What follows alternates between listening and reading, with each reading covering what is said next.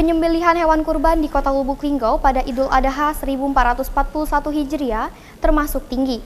Total keseluruhan hewan kurban mencapai 1045 ekor, rinciannya 537 ekor sapi dan 508 ekor kambing. Hewan dikurbankan pada perayaan Idul Adha 1441 Hijriah termasuk tinggi. Kesadaran masyarakat khususnya umat muslim menjalankan ibadah kurban sangat besar.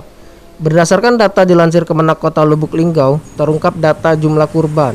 Total keseluruhan hewan kurban tahun ini sebanyak 1045 ekor, yang terdiri dari 537 ekor sapi dan 508 ekor kambing. Kebanyakan penyembelihan hewan kurban dilakukan pada H-2 Idul Adha atau Sabtu 1 Agustus 2020. Dari pantauan Silampari TV, ada kejadian unik yang sempat terjadi di Kelurahan Bandung Kiri pada hari H, di mana satu ekor sapi kabur saat akan disembelih petugas.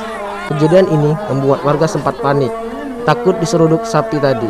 Ketua Panitia Hewan Kurban PKDP, ramai menyatakan soal sapi lepas nanti kita cari solusinya.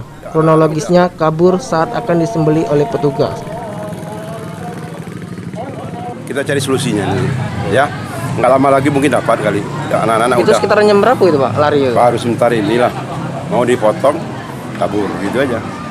Tapi sebentar lagi bisa Dapat lainnya. Mudah-mudahan itu udah anak-anak udah. Irfan Erza, Silampari TV melaporkan.